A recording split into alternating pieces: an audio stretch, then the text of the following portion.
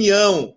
Hoje nós não estamos com os nossos tradicionais integrantes aqui da bancada, com a Laís e com o Thiago Teles. Ambos tiveram problemas, né? De saúde, mas nós estamos aqui acompanhando, está tudo regularizado. Semana que vem devem voltar na apresentação. Eu quero dar uma boa noite especial a todos os amigos e amigas que já estão nos assistindo. Nós estamos com o banner no ar, já tem aqui 23, 24, 25 pessoas. Uma satisfação a audiência que a gente tem obtido. Uma boa noite aos amigos que estão nos vendo pela TV Mar. Boa noite aos amigos que estão nos assistindo pelo YouTube e também pelo Facebook. Mas como eu disse, nós hoje temos presenças especiais. Está com a gente aqui o Dirceu Lopes, nosso querido companheiro, amigo Dirceu Lopes, né? E também a vereadora Denise. E nós estamos aqui para fazer o debate sobre os principais assuntos do Estado, do Brasil, assuntos internacionais. Quero dar uma boa noite a todos os amigos que já estão interagindo aqui com a gente, a Jaqueline, o Paulo, o pessoal que vem chegando devagarinho aqui. Quero agradecer de forma muito especial e quero dar uma boa noite inicial aos nossos convidados. Lady First, vamos começar pela companheira Denise Marques. Boa noite, companheira vereadora Denise Marques. Boa noite, companheiro Halley. Da mesma forma, saúdo o companheiro Dirceu Lopes. É uma honra e não sei se vou ter condições de substituir a nossa companheira Laís, da nossa querida juventude, e também o Thiago, que nos acompanha sempre, fazendo um comentário nesse programa que eu entendo que é muito importante, que as pessoas possam ter liberdade de opinião e defender sempre a democracia. Então, saúdo a ti e saúdo a todos que estão nos acompanhando. Vamos lá, vamos continuar falando, né, e colocando a nossa posição, que isso é bem importante. Dirceu Lopes, uma boa noite, bem-vindo ao Liberdade de Opinião. Boa noite, Halley, boa noite, Denise, a todos que estão nos assistindo. É um prazer e uma honra estar aqui conversando contigo e, na realidade, nós não vamos substituir os dois meninos, essas gratas surpresas nesse processo de discussão política via rede, mas nós vamos contribuir com aquilo que a gente pode, com o conhecimento que temos, neste processo que está, olha, cada dia uma surpresa, Halley Lino de Souza. Cada dia nós temos, não se dorme sem ter uma surpresa a cada dia ou a cada momento, no país, no estado e aqui na cidade do Rio Grande. É verdade, Dirceu Lopes. Eu quero iniciar esta novela que nós estamos assistindo no Brasil, que é a CPI. E hoje levaram lá o tal de um dos executivos da Davat. E ele fez várias revelações. Apareceu um reverendo, né? Então começa a se entender a partir de agora o que aconteceu nesse ato de propina na vacina. Enquanto os brasileiros não tiveram acesso à vacina, houve toda uma articulação para ganharem dinheiro. Aí, nestes diálogos, ele fala de um reverendo que acessou o Palácio do Planalto, o reverendo que abriu as portas para a negociação, né? Ele revela áudios que, inclusive, o líder do governo no Senado diz que é constrangedor os áudios que o cidadão da Davat revela, né? Cada vez fica mais claro de que o governo Bolsonaro se dirigiu para comprar estas vacinas e um grande esquema de corrupção por detrás disso tudo. A cada nova sessão fica mais claro isso, né? E certamente aí já tem uma série de implicações em relação a pessoas que vão responder a partir dessa questão da CPI. Dirceu Lopes, me parece que está muito claro o esquema de propina, de corrupção no governo do Bolsonaro pelos seus agentes. Nós só escutamos reverendo, nós escutamos coronéis, nós escutamos um esquema muito podre que dialoga com a tristeza de mais de 500 mil de pessoas mortas enquanto eles pensavam na questão da corrupção e da propina, Dirceu. Hoje o ódio, voto com ódio, chegamos a 537.498 mortos pela inépcia, pela incapacidade e pela falcatrua que está acontecendo nos ministérios. Mas eu quero levantar mais uma questão que hoje me ocorreu, depois de escutar atentamente. Os ministérios compram muito. A todo dia, compras milionárias são executadas pelo governo federal, nas mais diversas áreas. Quantos outros esquemas poderão estar ocorrendo? Por que eu digo isso? Porque hoje ficou mais claro a questão do Instituto Força Brasil. O Instituto Força Brasil é aquele ligado aos atos antidemocráticos. São grupos bolsonaristas e esse grupo está ligado à questão das vacinas. E com esse recurso, são quem hoje financia os fake news, financia a rede de robôs que estão populando na internet inteira e, portanto, quanto outros esquemas não estão sendo feitos enquanto que o Brasil inteiro está focado na questão das vacinas e da CPI da Covid. Então, hoje ele traz o Roberto Dias, traz o Cristiano Carvalho, traz o Roberto Dias, traz o Coronel Blanco, que agora mudou, né? Não é mais propina, é comissionamento. Pediu comissionamento.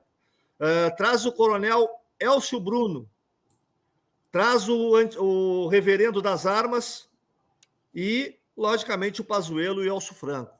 Né? Nós temos um conjunto de agentes públicos que estão delinquindo e contribuíram para nós chegar a esse número assustador de mortes, quase 550 mil mortes no Brasil. Então, realmente é preciso que a CPI avance, é preciso que os responsáveis sejam punidos, porque, na realidade, é crime que aconteceu, não é simplesmente desvio de recursos. Esse desvio de recursos, essa busca ou emperrar a negociação com a Pfizer, emperrar a negociação com as outras vacinas, levaram à morte homens e mulheres do Brasil inteiro pela irresponsabilidade e a ganância. Vale, a ganância, Denise. A ganância de uma meia dúzia e que ninguém esperava. Eu, no meu tempo, eu conheci e convivi com coronéis, com almirantes, com comandantes dos mais variados graus no Brasil inteiro, homens sérios e responsáveis com a coisa pública. Esses aqui é uma Orcrim, é uma organização criminosa que deve ser combatida sob pena de nós termos o Estado brasileiro assaltado a todo momento com mortes a rodo pelo país inteiro. Vereadora Denise, nós sabemos aqui, quero colocar os dados gentilmente cedido pelo nosso colega do programa, o Tiago Teles, chegamos a 514 mortes hoje em Rio Grande. E nós sabemos, vereadora, quanto aumentou o número de mortes em 2021. Aumentou a contaminação e, infelizmente, aqui quero me solidarizar com todas as famílias, hoje registramos a morte de uma mulher de 29 anos, outra de 84 anos, um homem de 70, outro de 47. Quando a gente olha a CPI da Covid e vê o quanto o Brasil perdeu tempo, está perdendo tempo e repercute em vidas, em Rio Grande, nas 514, no Brasil, mais de 500 mil, e a gente assiste com muita tristeza, o que nos leva a concluir de que este governo vai ser necessariamente responsabilizado aqui no Brasil e também por discussão que está sendo feita hoje no Tribunal Internacional.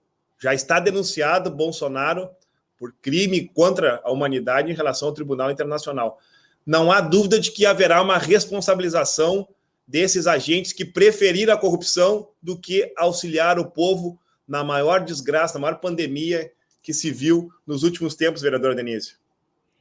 Eu não tenho dúvida, Halley e Dirceu, que nós estamos diante além de uma pandemia, de um descompromisso, de uma política da morte, de uma necropolítica, porque negaram 11 vezes, né, o processo de compra das vacinas, e agora nós sabemos os motivos dessa negativa, que fez, né, boa parte desses óbitos, e aqui gostaria também de me solidarizar a todas as famílias, né, mais de 530 mil óbitos no Brasil, na cidade do Rio Grande também pelo afrouxamento das medidas, nós chegamos a 514 mortos, né, porque não levaram a sério também medidas restritivas, medidas de distanciamento. Nós temos visto aí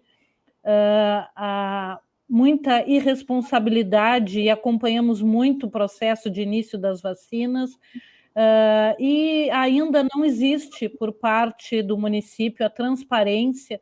Avançou nas idades, mas existe ainda boa parte desse processo e de todo o plano municipal, ele não é claro para a nossa população. Então nós vivemos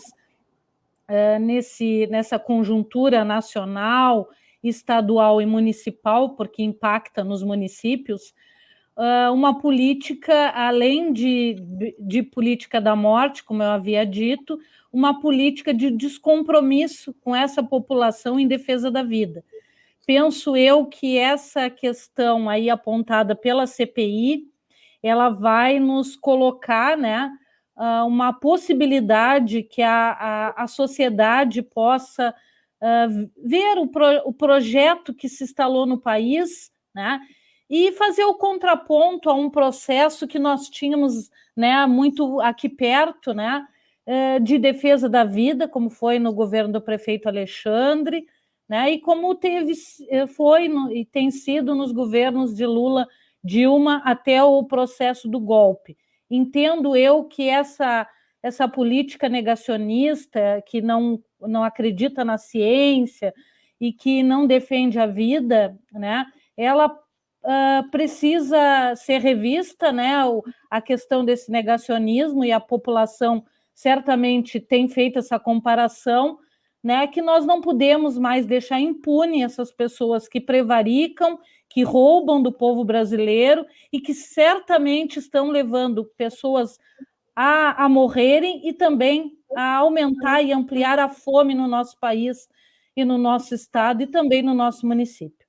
Não te parece que é um negacionismo mais ligado à questão da busca da corrupção, Halley?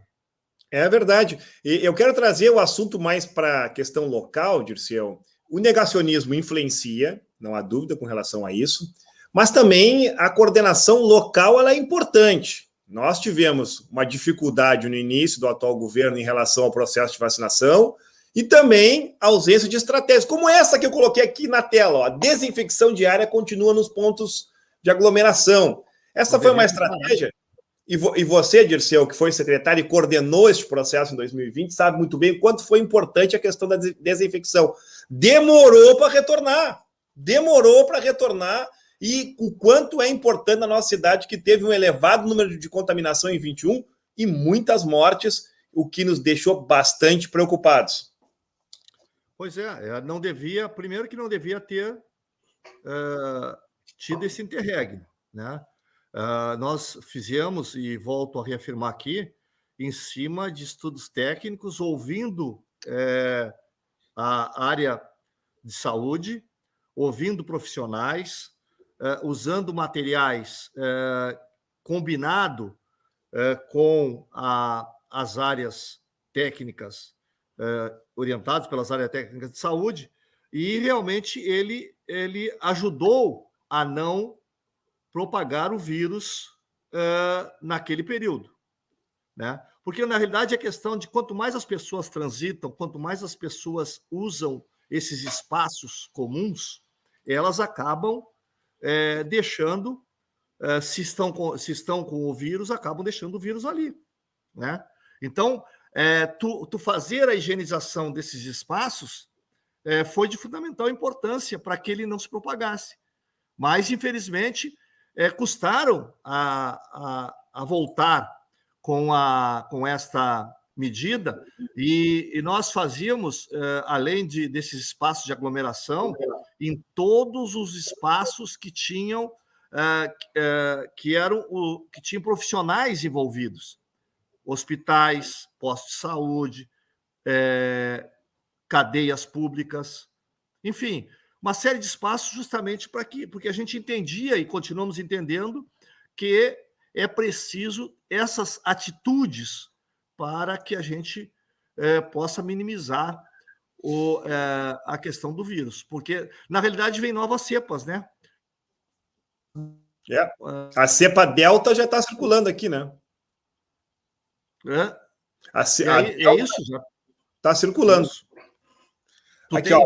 E a Delta, e cada dia mais, tu quer ver, Rally? É impressionante o que nós vamos ter agora daqui para frente, além da contaminação pelo Covid, nós temos um outro problema muito sério, que são as sequelas deixadas pelo Covid, que vai desde a questão da perda de memória, disfunção erétil, problemas de coração, problemas de rins, problemas de circulação. Então, tu tem uma série de problemas que as sequelas vão acabar fazendo com que os estabelecimentos de saúde precisam estar preparados para o day after, né? Não termina com a vacinação. Ele vai além disso, porque nós vamos... tu tem tido inúmeros estudos que apontam sequelas irreversíveis. E um dado importante, Rally, porque além da questão, nós estamos todos focados também nessa questão do Covid e das mortes, que é triste. Agora, somado a isso, nós estamos com 39 milhões de pessoas na extrema pobreza. 39 milhões. A cada 5 brasileiros, 1 está na extrema pobreza. Isso tem outros tantos problemas inerentes ao indivíduo não se alimentar, ao indivíduo estar morando mal. Então, quer dizer, nós, infelizmente, o país regrediu 20 anos. Não foi 10, foi mais ou menos 20 anos. Houve uma regressão desse país por conta do descaso e da má gestão pelo governo Bolsonaro. É verdade, danos que nós podemos dizer danos irreversíveis. Eu quero pegar a opinião, quero agradecer aqui diversos comentários, Carlos Rudinei, o Everton Moraes aqui falando do fundo eleitoral, a Renata Dias, o Paulo Barros colocou aqui, ó, só nesse ano as mortes por Covid no município dispararam, esse governo só pensa em arrancar árvores centenárias, além de favorecer empresários ao invés de olhar para o bem social. Sobre este tema, quero aqui introduzir um novo tema no nosso debate, e aí colocar aqui a imagem que chocou a todos os rio-grandinos e rio-grandinas, que foi o corte da árvore, eu dizia centenária, alguém já me mandou mensagem dizendo que tem mais de 100 anos, precisa confirmar esta informação. E, vereadora Denise, este debate chegou à Câmara de Vereadores, uma das últimas sessões antes do recesso, esteve lá presente o secretário do Meio Ambiente, esteve lá presente dando algumas explicações. Eu, pessoalmente, não fiquei satisfeito, porque, e vi a sua intervenção pedindo o laudo técnico que autorizou, né? Apenas bateu no peito e disse, não, eu dei a ordem, e um debate falso, alguns dizendo, porque é propriedade privada, pode fazer o que quer. Olha, eu quero aqui dizer de forma clara, está na Constituição, tem lá a defesa da propriedade privada, mas a necessidade de resguardar o seu fim social e seu respeito à legislação que é para todos, privado e público. Portanto, um governo precisa se salvaguardar e proteger também o interesse público, e aqui nós temos o interesse centenário, do meio ambiente, temos tudo mais colocados nesse debate. Não está ainda bem explicado esse caso, né, vereadora Denise? Concordo contigo, Halley, concordo com o Dirceu quando ele fala da importância da manutenção dos protocolos, em especial essa questão, parabenizar pelo trabalho Dirceu, né, como referência, né, e infelizmente não continuaram isso, demoraram mais de 6 meses, e infelizmente são os reflexos desse afrouxamento que a gente vê aí a população morrer. E, em contrapartida, o desrespeito à nossa mãe natureza, né? Nosso patrimônio ambiental, as árvores mais que centenárias. Eu também tive essa informação, Halley, que as árvores tinham quase mais de 200 anos, né? E me causou estranheza a postura do secretário do Meio Ambiente assumindo para si, né? Tirando aí a decisão da prefeitura municipal com relação a este corte. Logo, quando soubemos dessa questão, nós protocolamos na casa o pedido desse processo administrativo, desse laudo técnico, foi aprovado nos englobados e nós reafirmamos isso quando esteve na casa o secretário do Meio Ambiente, só que lastimamos um secretário formado, né, com mestrado e doutorado na área, não fazia defesa intransigente do meio ambiente, né, lastimamos que uma árvore, embora em terreno privado, e eu entendo que é necessário que nós demos maior atenção a essas árvores centenárias por parte do município, ter tido essa postura, né, de avaliar que 5 coqueiros, 435 metros de pintura do canalete e reposição de hortênsias têm mais valor do que mais de 100 anos de história para a cidade do Rio Grande e para os moradores, né? Porque eu recebi diversas mensagens de moradores, de ativistas do meio ambiente, de pessoas comprometidas com a nossa memória histórica, patrimônio cultural e ambiental. Então, inadmissível a postura, né? Inclusive, na oportunidade, pedimos os processos que foram abertos para mais cortes, porque agora nós já sabemos, né, que infelizmente cortaram salário e agora parece que vão talvez usar a motosserra aí para cortar também aquilo que é o bem maior que nós possamos ter, que é o nosso meio ambiente, que nos ajuda, né, nesse processo de pandemia, a ter um local, né, de poder ter uma amplitude, né, de poder tomar um ar puro, né, que é necessário, e ter o acolhimento das árvores. Quando se passa ali que se tinha cor verde, dá um desânimo em todos nós, né, porque vemos que para ter uma abertura, né, da loja, precisou se acabar com o verde, né? Então, essa postura, esse modo de governar que nós discordamos. Eu quero escutar também o Dirceu sobre esse tema, mas já vou provocar o Dirceu para fazer a fala e em seguida quero trazer um tema importante, que é o novo porto que o Luiz Carlos Reins quer fazer. Dirceu, ainda sobre a questão das árvores, acompanhou este absurdo que impactou a toda a comunidade?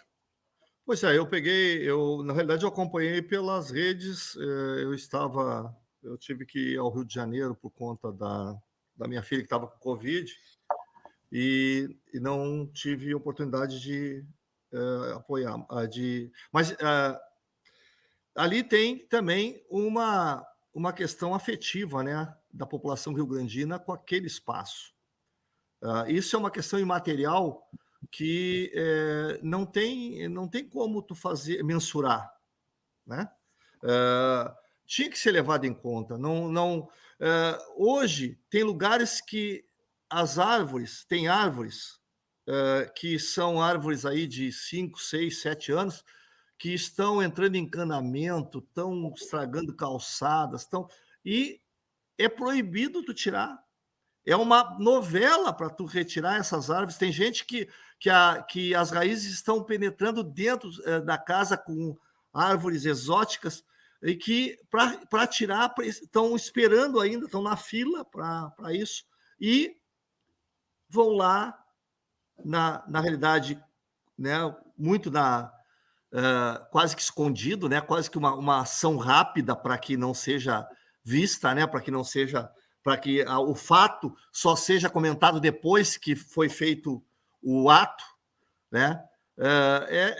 Olha, na realidade, é a cara deste governo, do modo desse governo governar. Cortando salários, o modo de fazendo, quando pode, privatizações, vendendo patrimônio público, cortando tudo que pode e colocando a responsabilidade na gestão passada. Esse é o modo de governar. Então, infelizmente, pode ser, está aberta aí, Denise, tem a bancada e nós, a sociedade, o pessoal ligado ao meio ambiente tem que estar muito atento, porque pode ser aquilo que o líder desta ideia, o Salles, disse naquela famosa reunião, né?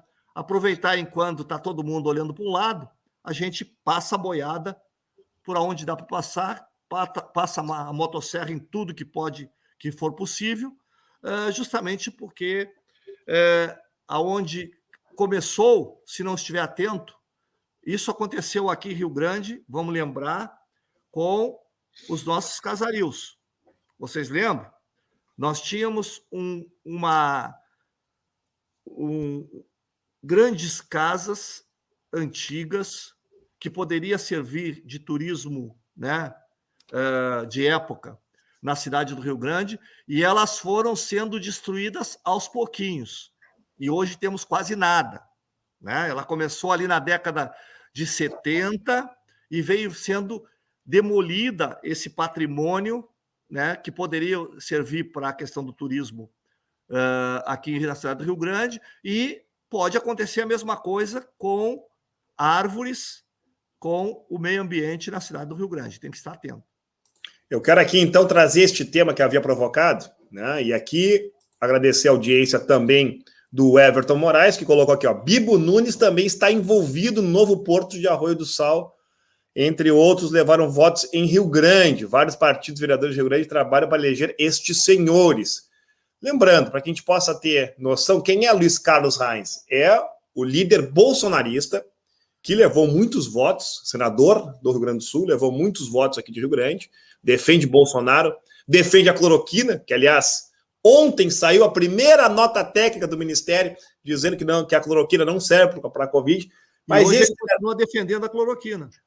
Mas esse cidadão, Dirceu, é o principal articulador. Por que eu botei ele na tela aqui? Por dois motivos. Primeiro, que voltou esta semana a discussão do porto lá da metade norte, com muita força.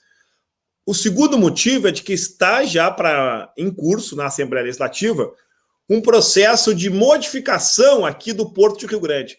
Praticamente uma privatização, uma criação de uma agência, enfim, de uma nova estrutura para entregar o que pouco que há de público, entregar para a iniciativa privada aqui no Porto do Rio Grande, né?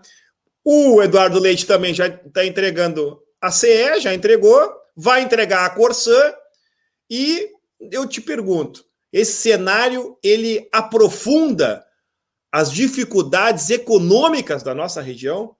Esta ideia de ter um novo porto lá e de cada vez ter menos desenvolvimento aqui em Rio Grande é preocupante? Falta representação política para combater isso, Dirceu?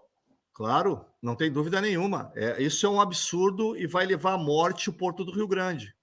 Na realidade, esse porto... O que é uma Interland? Interland é um espaço onde tem cargas e tem um porto. Não aumentou, não tem nada que justifique um novo porto na metade lá no litoral norte. Não tem carga, não aumentou carga, não descobriram nenhuma grande jazida, nenhuma grande... não tem carga em escala para este porto. O que vai acontecer? Ele vai tirar carga do Porto do Rio Grande. E não sobrevive dois portos nesse território. Não sobrevivem dois portos nesse território. Então, portanto, vai faltar cargas. Um porto vai ter que ceder, um porto vai fechar. Nós vamos voltar, vocês lembram, quando era ali no governo Brito, que o porto estava às moscas aqui em Rio Grande? É isso que vai acontecer. Nós hoje estamos no melhor momento do porto em Rio Grande, no Rio Grande do Sul. Graças ao investimento feito no governo Lula, no governo Dilma, que começou lá com o governo Olívio. Vão entregar o Porto de Rio Grande. Por quê? Porque tu tem uma série de cargas que estão na metade norte do estado. Logicamente, como nós estamos, graças, e lembro vocês a questão dos pedágios, de quem foi, né?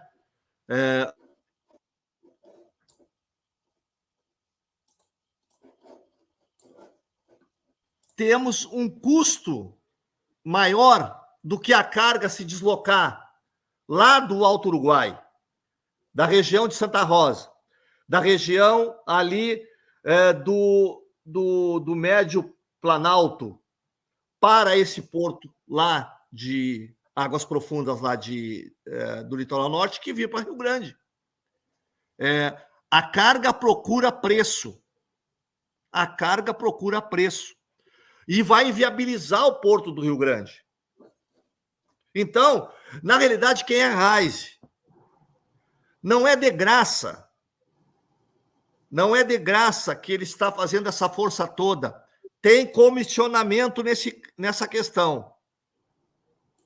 No mínimo, o comissionamento está acontecendo para essa defesa intransigente com o Porto do Rio Grande aqui, com toda a sua instalação, com a sua expertise. Nenhum empresário vai colocar um porto se ele não tiver as garantias do governo. E aí, pelo jeito, tem do governo federal e tem do governo estadual, porque esse é o modo do PSDB e do MDB de governar, é privatizando. Manda embora a CE, manda embora a Corsã, manda embora o Banrisul daqui um pouco, manda embora o Porto do Rio Grande. E falta muita, olha, não tenho dúvida nenhuma, Rale, as pessoas têm que começar a entender isso, que falta representatividade. Deixa eu botar a vereadora Denise na conversa. Vereadora, o debate na Câmara tem sido superficial, não me parece, com relação a essas questões, que são questões estratégicas. Quando a gente fala em emprego na cidade do Rio Grande, vereadora, nós tínhamos que estar discutindo isso, o fortalecimento do Porto do Rio Grande. Alguns preferem discutir as lojas Avan, que está bem, é um comércio importante, mas não é a estratégia para o município, né? Na verdade, o desenvolvimento da cidade ele é algo muito maior, passa pelo porto, pelo resgate do polo naval, por temas muito mais amplos, que geram muito mais empregos, que geram muito mais atividade econômica. Preocupa esta possibilidade de entrega do Porto do Rio Grande, assim como preocupa, vou lhe colocar uma segunda questão, e nós temos ainda 30 minutos, vários tempos para tratar, que é a questão da privatização da Corsã. Lembrando, o prefeito Alexandre assinou um contrato de renovação, onde ali tinha mais de 400 milhões para investir em Rio Grande. A Corsã, que já está com o projeto para votação na Assembleia Legislativa, prestem bem atenção, já está para entregar, precisa de 28 votos. Só que só tem um detalhe. Aqui em Rio Grande, nós assinamos um contrato. E para entregar Rio Grande, tem que ter um debate com a comunidade. O prefeito não vai achar que é só dar um canetaço. Vai precisar debater. Eu sei, Dirceu, que tem advogados aí bem remunerados, contrato milionário, que o Eduardo Leite contratou, para dizer que os prefeitos que têm contrato com a Corsã só precisam de um canetaço. Mas a Câmara vai fazer o debate também sobre o Porto, sobre a Corsã, né, Denise? É verdade, essa questão do Porto, que infelizmente não é um dos principais assuntos lá da Câmara, porque infelizmente não enxergam, né? É uma visão ainda um pouco míope a respeito do tema, porque vai impactar a cidade do Rio Grande, mas vai impactar a região também. Porque se a população pode enxergar, nós estamos batendo recordes de exportação. Por aqui passa a soja, a madeira, né? Quem transita na barra, na via ali, pode perceber os caminhões que chegam. Com esse novo porto aí de Arroio do Sal, e que está sendo pouco falado, e que parece aí que o senador Wines está tão interessado nessa pauta, né? E parece que morreu e agora reergueu, não entendeu que aqui vai ser a possibilidade de mais uma perda para a cidade do Rio Grande e para a região, né? Então, essa questão de privatização, que é a forma e o jeito tanto do governo federal, Bolsonaro, quanto do governo Leite, né? Ela vende tudo, né? Vende tudo e a população, infelizmente, vai ficar prejudicada, como ficou, vai ficar com prejuízo da privatização da Eletrobras, da CE, porque a conta de luz vai ficar mais cara. Na Corsã também nós vamos ter aqui, se houver essa possibilidade, mas vai ter que ser discutido, porque nós protocolamos e aprovamos, Halley, uma audiência pública que nós vamos divulgar para a comunidade, mas a princípio vai ficar no início dos trabalhos do segundo semestre lá da Câmara, no dia 2 de agosto, mas esperamos fazer um bom debate a respeito do contrato aqui do município do Rio Grande, e por unanimidade a Câmara tem que decidir, né, a respeito dessa situação, dessa questão que o Eduardo Leite entregou na Assembleia Legislativa, um projeto de lei, né, para a privatização da Corsã, dando 30 dias de urgência. Isso é para fazer com que os prefeitos não ouçam a Câmara de Vereadores, e nós temos um artigo da Lei Orgânica Municipal que diz que tem que passar pela Câmara, porque além da Corsã desempenhar um papel de drenagem, né,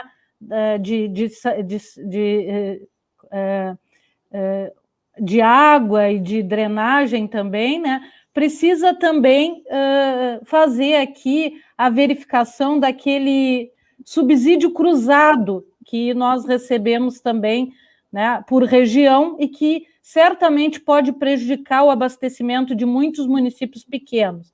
O nosso, né, que é um dos melhores contratos assinados pelo prefeito Alexandre na gestão anterior e que foi, por unanimidade, legitimado pela Câmara de Vereadores, que trabalhou com 400 milhões, nos deu a oportunidade ainda de ter esse fundo de gestão compartilhada que coloca 5% da água e 100% dos recursos do esgoto, propiciou qualidade de vida para a nossa população. Por quê?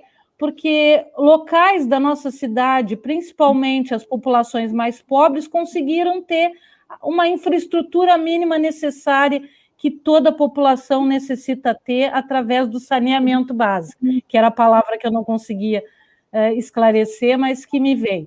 Mas, então, né, nós precisamos esclarecer muito a população que está por detrás dessa privatização, que o Eduardo Leite, na campanha, dizia que não ia fazer, mas agora resolveu fazer. Certamente ele tem muitos interesses também nessa situação e que não são muito diferentes, como o senador Wise tem feito lá, com a possibilidade de levar o porto, construir um novo porto em Arroio do Sal. Certamente são muitos interesses, é a palavra do momento ali, né? É comissionado, então certamente podem estar comissionados aí, e a população é que vai se lascar, né, nessa situação. Para fechar, eu quero ainda arrematar esse tema aqui da entrega do patrimônio público, reflexo que faz no Porto, na Corsã e na CE. Aliás, nós estamos na contramão do mundo, né, Dirceu? Hoje a Alemanha, a Espanha, diversos países da Europa estão reestatizando o serviço de água, de energia elétrica, nós estamos entregando tudo. Mas há um debate hoje feito na Assembleia Legislativa, que parte do povo gaúcho certamente não deve estar acompanhando, por isso nós estamos aqui no Liberdade de Opinião para discutir, é de que hoje o Rio Grande do Sul já não paga a dívida, está entregando o patrimônio público, e mesmo assim os índices de desenvolvimento, de recuperação do Estado são pífios. O governo Eduardo Leite é um governo muito mais de marketing, aliás, ele é um hábil marqueteiro político, do que de realizações para o povo gaúcho. É mais do mesmo, é uma reedição de Sartori e Ieda. Enquanto isso, o índice de desemprego cresce, né, Dirceu? Na realidade, hoje eu lembrava, né, sobre essa questão da entrega das estatais e do Brito, né? Me veio por conta do hospital lá de São Paulo, aí me veio o Brito na cabeça, e com o Brito veio todas as questões da entrega do patrimônio dos gaúchos. É isso que está acontecendo. O PSDB e o MDB não conseguem administrar nenhum estado brasileiro sem bater em professor, sem cortar salário e sem entregar patrimônio público. É impressionante. Eu quero então aqui introduzir um novo tema, e a vereadora Denise acompanhou este tema na tribuna da Câmara, que foi a notícia que surpreendeu a todos, que foi o projeto de lei 43. O pessoal que está nos escutando aqui, quero agradecer as diversas mensagens, eu não vou conseguir botar todo mundo na tela, mas quando são 21 horas e 41 minutos, o pessoal que está nos assistindo pela TV Mar, pelo YouTube, pelo Facebook, o prefeito municipal, Dirceu, mandou para a Câmara um projeto que corta o adicional de tempo de serviço. Para que possa entender, há uma lei garantida desde 2003, a contagem para todo servidor que entrou até 2003, do adicional de 15% e 25%. Simplesmente, sem comunicar a ninguém, foi protocolado esse projeto de lei, o projeto 43, que cortava este direito.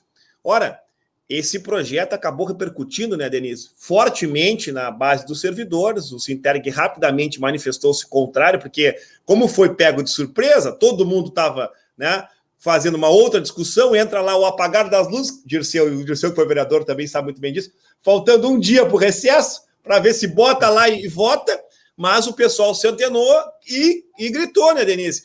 Um absurdo do ponto de vista do procedimento. Ao final do dia, se soube, por decisão do chefe de governo, o Claudias, que se retirou este projeto que prejudicava os servidores. Mas a forma muito ruim, uma ausência total de diálogo, né, vereadora Denise?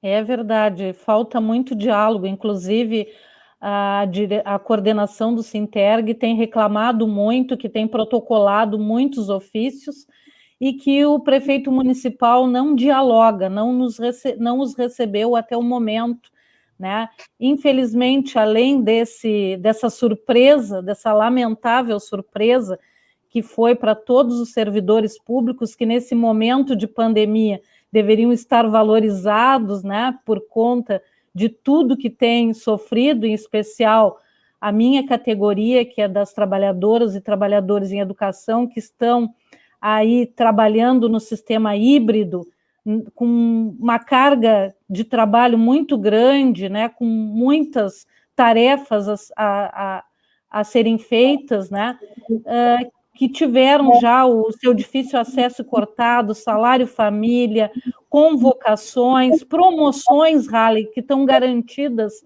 lá no estatuto, lá no plano de carreira também, né? Então, mais essa surpresa para todos os servidores, né? Que prestam o seu serviço, né? E tenho muita honra de ser uma servidora pública, estando no mandato de vereadora, que o governo, sem diálogo nenhum, sem conversa nenhuma, protocolou e achou que também iria passar batido, sem reação, tanto dos sindicatos, né? Nós temos o Sinterg e o Sismurg também, que vão certamente se manifestar, e estão já se manifestando, e não teve outro jeito, né, de ser retirado o projeto, né, porque sem debate, sem proposta, sem uma possibilidade de melhoria, de valorização, não tem como a categoria aceitar mais esse retrocesso de tantos outros que ela tem sofrido nesses 6 meses do governo, dessa atual gestão. É um absurdo o tratamento, né, que as educadoras têm sofrido da Secretaria de Educação, infelizmente, um tratamento sem diálogo, muito autoritário, e infelizmente isso tem levado muitas colegas, né, a apresentarem, né, muitos sintomas de inconformidade pelo assédio moral e cobranças excessivas que têm ocorrido. Esperamos, né, que este governo, né, consiga dialogar, né, que de fato está ainda longe disso, né? Mas vamos tentar, né, ver essa possibilidade aí, uma vez que a Câmara agora entrou em recesso, e infelizmente essas situações estão prejudicando e continuam prejudicando, porque a partir dessa pequena mini reforma virão outras, e certamente precisamos estar bem atentos ao que chega lá na Câmara agora no segundo semestre, a partir de agosto. Eu quero trazer aqui o novo tema e provocar o Dirceu Lopes. Vamos dar um salto, vamos para a política nacional. E aqui, o que surpreendeu hoje, notícia de hoje, né? A denúncia do conhecido Oliver Stone, Festival de Cannes. Para quem não sabe quem é Oliver Stone, é o cineasta responsável pelo Platoon, né? O pessoal mais novo não lembra do Platoon, mas um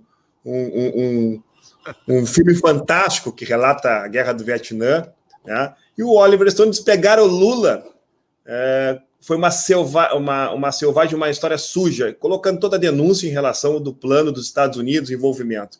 Dirceu, Lula hoje é líder absoluto das pesquisas.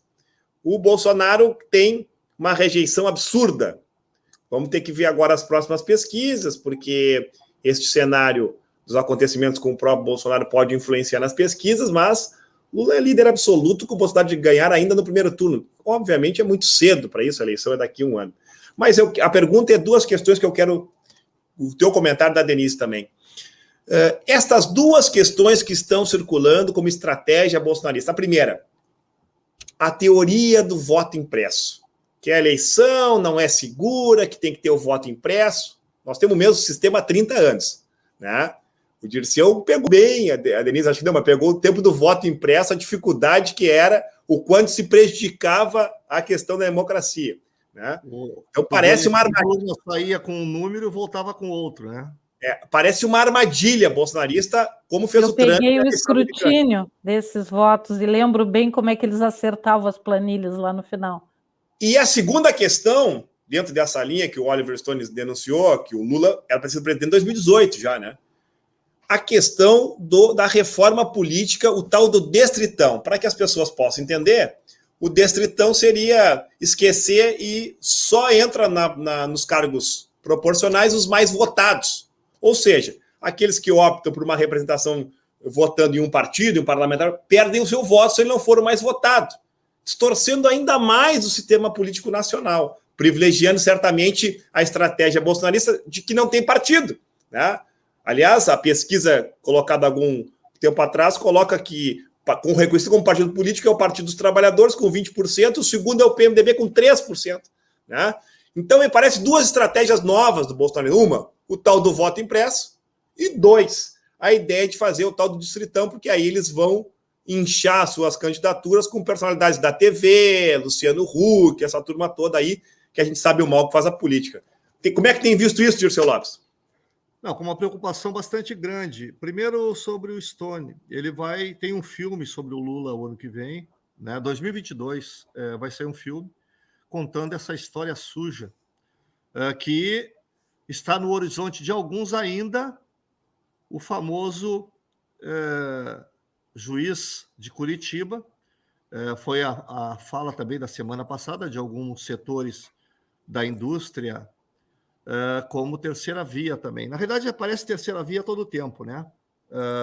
E Moro está circulando por Brasília. E outra coisa também que chamou atenção foi a vinda do diretor-geral da CIA, acompanhado pelo Sérgio Moro, em Brasília. Esses são os acontecimentos que registrei aqui.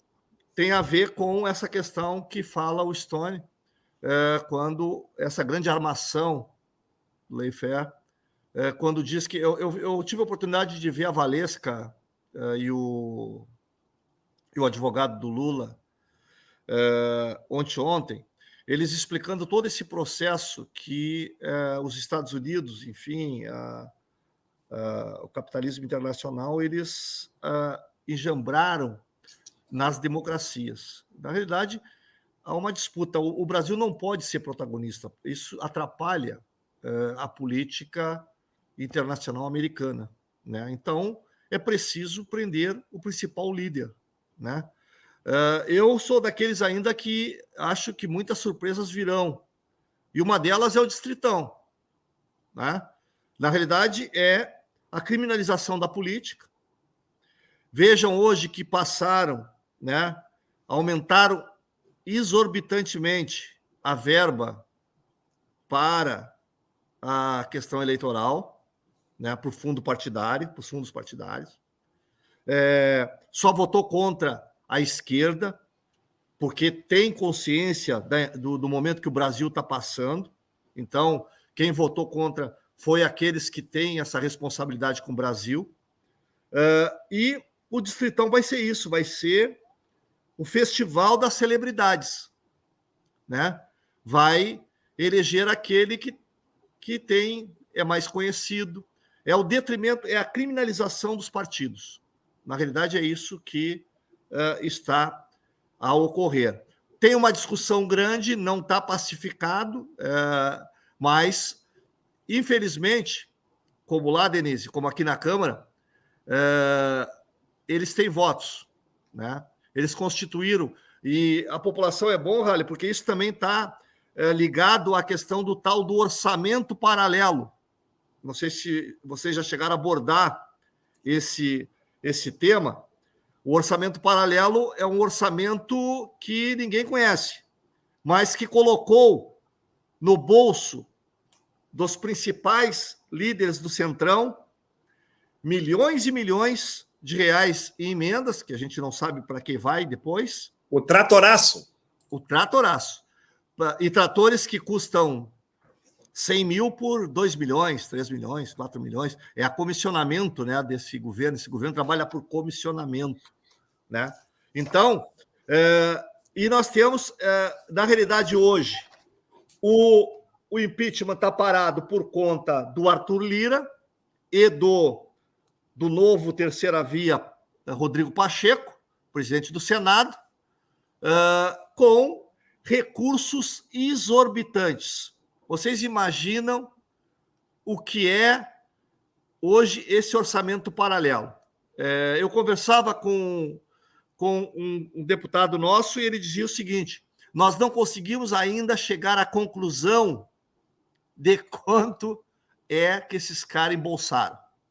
Mas eles estão fazendo um grande fundo paralelo para as campanhas de 2022. Então, na realidade, nós temos que atacar isso. E eu fico mais, Rale, que há uma inércia e há um comprometimento por parte de alguns ministros do STF, seu presidente é um deles, né, dizendo que as instituições estão trabalhando normal, na normalidade. Não existe normalidade nesse país. Na realidade, nós estamos sob golpe permanente, que é esse golpe patrocinado pelos americanos e que teve a resposta. É só você ver, vendeu-se o pré-sal, a Petrobras, nós entramos hoje na justiça, o Partido dos Trabalhadores entrou na justiça para que ela não seja privatizada, a Eletrobras. Vai aumentar ainda mais, se nós estamos caro a água, ou a energia, vai aumentar mais ainda. Vender a Petrobras é mais aumento em toda a cadeia produtiva nacional. Então, esse golpe, que ele trabalha com todas essas nuances, que é mexer na eleição, aumentar o recurso dos partidos. E o PT votou contra, porque tem responsabilidade. O PCdoB votou contra, porque tem responsabilidade. Os partidos de esquerda, todos votaram contra. E nós hoje estamos, a cada dia, nós não morremos de tédio. O brasileiro, e nós da esquerda ainda mais, porque nós temos a cada dia que tentar apagar um incêndio. Porque é isso que estão fazendo. São fatos, são fakes, são uma série de coisas. Eu estava dizendo, eu volto àquilo que eu disse antes. Vocês imaginem esse recurso irrigando os robôs, irrigando os fake news, irrigando as empresas que repassam recursos para ganhar as eleições de maneira fraudulenta. Olha, não está fácil. Se nós já tivemos tempos piores, esse, sem dúvida nenhuma, que com essa máscara de legalidade e democracia, é muito pior. Vejam vocês ontem a Globo e a Globo News foram os grandes âncoras de toda a encenação da hospitalização do Bolsonaro. E hoje ele está falando para programa de TV ao vivo.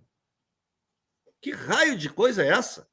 Né? É a vitimização como arma política de destruição do tecido social brasileiro. Denise, faltando 4 minutos, eu queria ainda referir um pouco sobre Cuba, mas rapidamente, e na Câmara se sente isso, né? O povo fala uma só voz, né? Queremos Lula de volta. Mas a gente sabe que o processo político não será fácil daqui até a próxima eleição.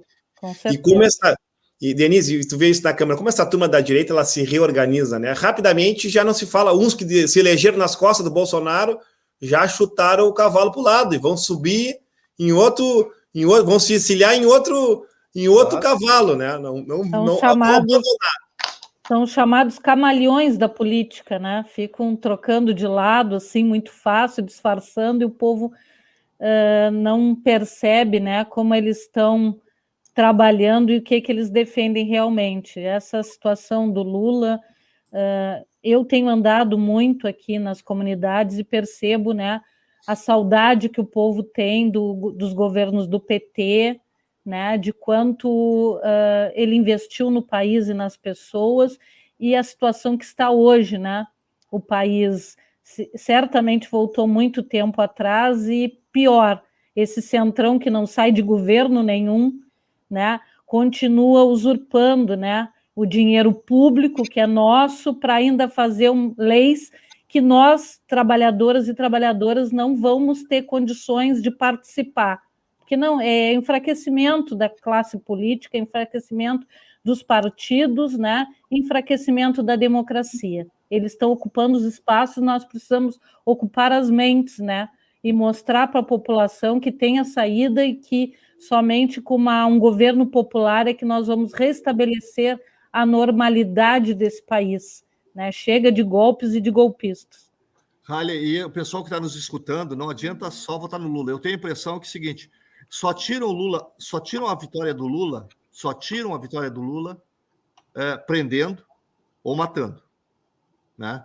A consolidação na população é muito grande. Agora, não adianta nada votar só no Lula se nós não votarmos em deputados e deputadas comprometidos com o Brasil, com as causas populares.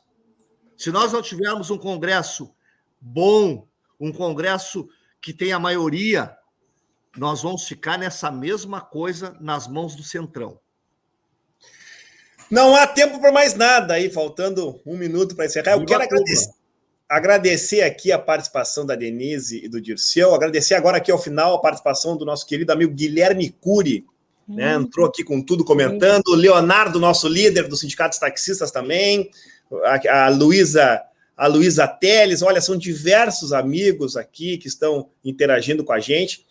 Temos um pouco mais do que 13 companheiros e companheiras na audiência, não, eu estou brincando, as audiências na rede social superam a 3 mil pessoas, é muito gratificante aqui esse espaço, e na TV Mar é um canhão, a TV Mar é a única televisão local hoje que produz conteúdo local, o que nos dá muita alegria. Já não há tempo para mais nada, estamos encerrando a edição desta quinta-feira, dia 15 de julho, mais uma vez agradecer a presença especial da companheira vereadora Denise e do companheiro Dirceu Lopes, agradecer o apoio de todos aqui que interagiram com a gente, muito obrigado mesmo, e voltaremos na próxima quinta-feira com o Liberdade de Opinião. Até lá, fui!